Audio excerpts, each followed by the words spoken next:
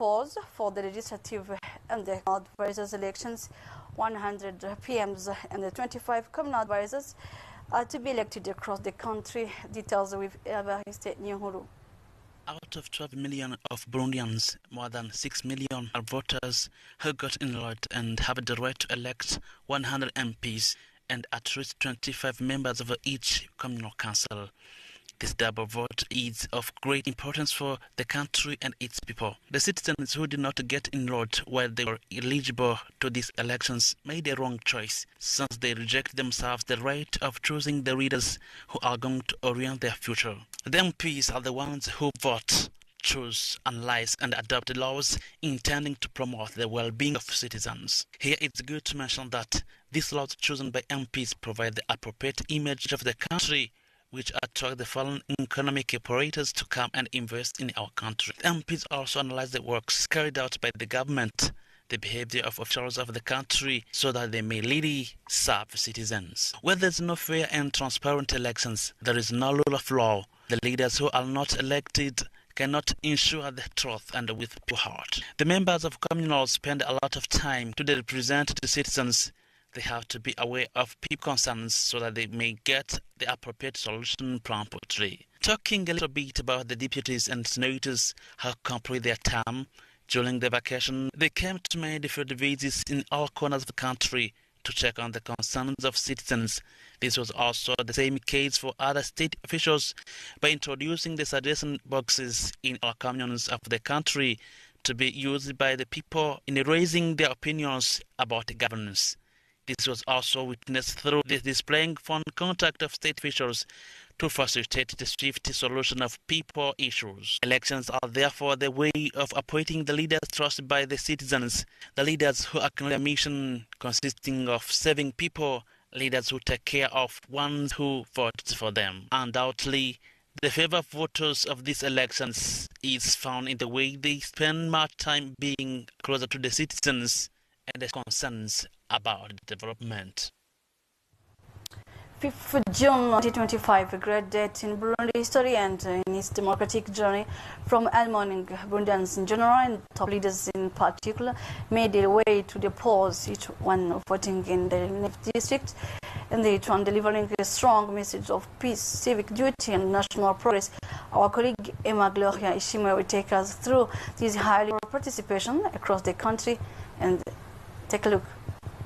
Burundi's top leaders turned out early and in full force for the legislative and communal elections held this Thursday, June 5th, 2025, each casting their ballots in home constituencies and delivering key messages to the nation. From Gitega to Bujumbura, Kayanza to Sameke, the tone was one of patriotism, civic responsibility, and democratic consolidation.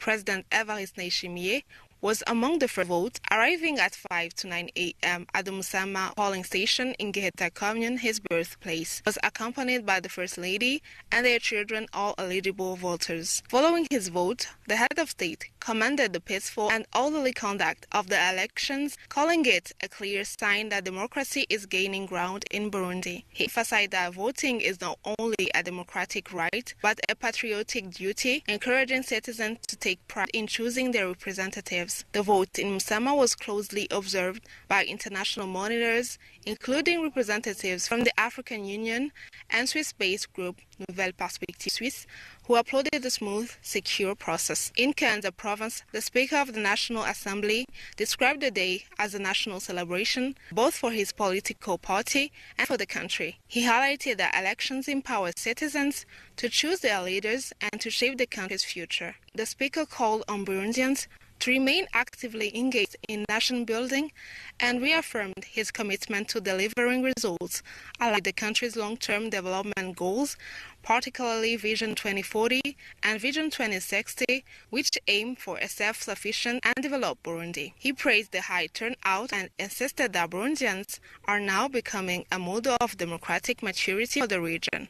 And as early as 6:54 a.m., Senate President Emmanuel Sinzohaira cast his vote at polling station number 4 of Ndagano Fundamental School Nyambuye. Voting at a center that registered over 3,000 electors, the Senate President addressed party representatives and voters, urging all citizens to safeguard peace and security throughout the electoral process. His message emphasized unity and civic discipline.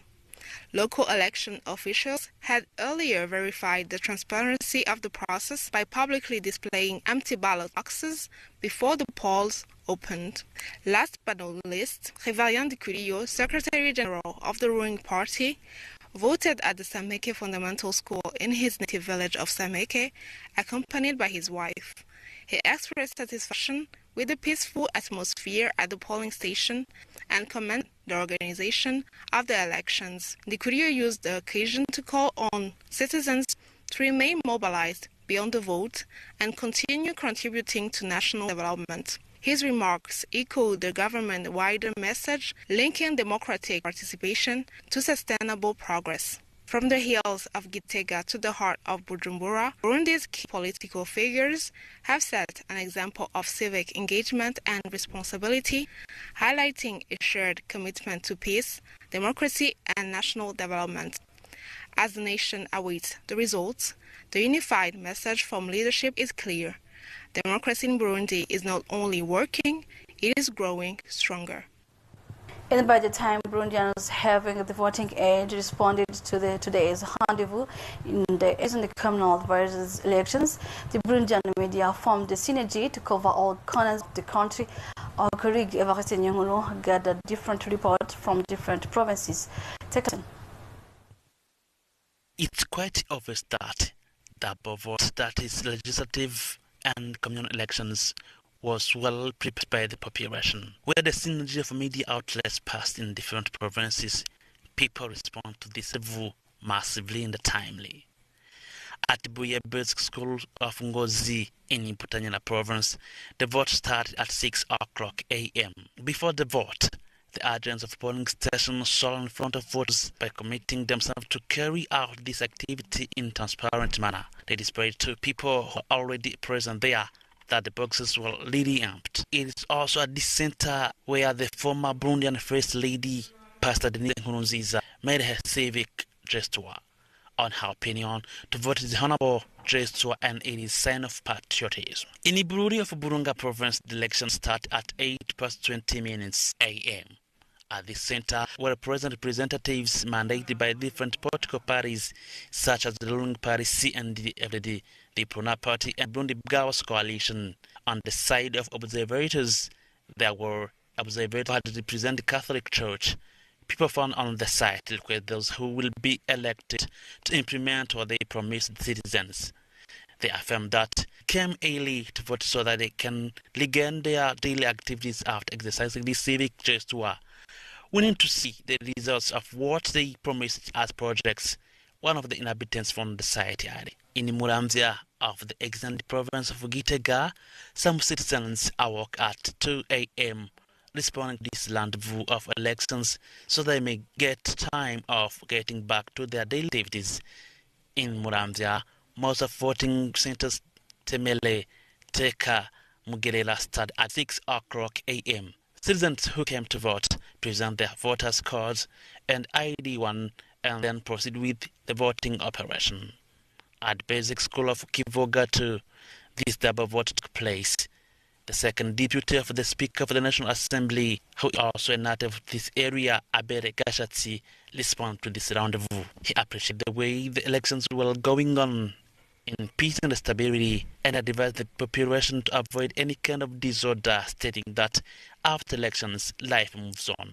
He mentioned that politics is one of the pillars of the democracy. It should not be the cause of misunderstandings, he added. 14 parties for legislatives were competing, whereas 4 parties were competing on the level of communals, such as the ruling party CNDD-FDD, SNL, ADL, as well as UPRONA.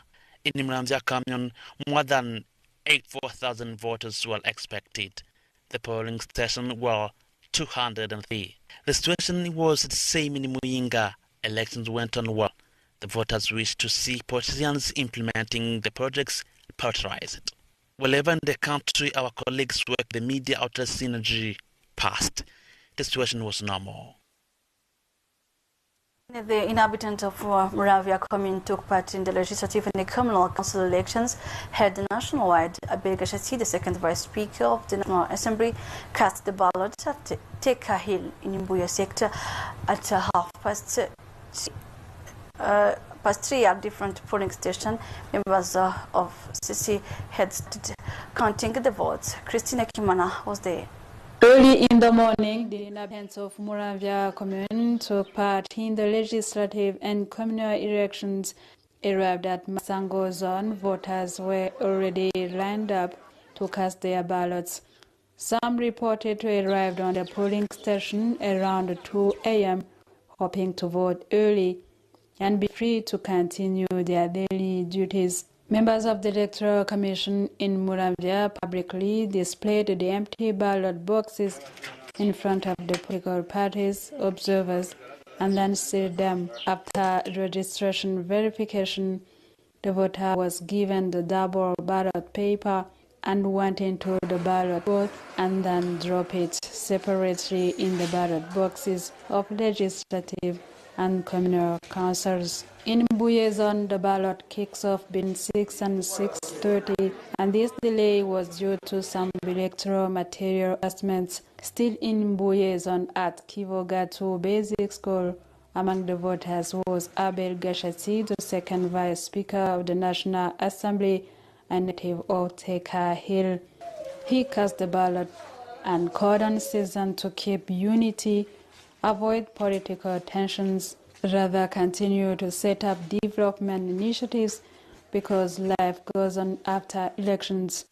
According to the Electoral Commission in Muramvya, expected voters are 84,941 across 203 polling stations. 14 political parties are running for the legislative. 4 parties run for communal council, namely CNDD-FDD, UPRONA, CNL, and other political parties. Around 2 p.m., voters came in small number, and from 3 p.m., the ballot counting started throughout polling stations located on different hills of Muramvya commune. Voters who had no voter's card were permitted to use their registration receipt so as to ease the electoral process.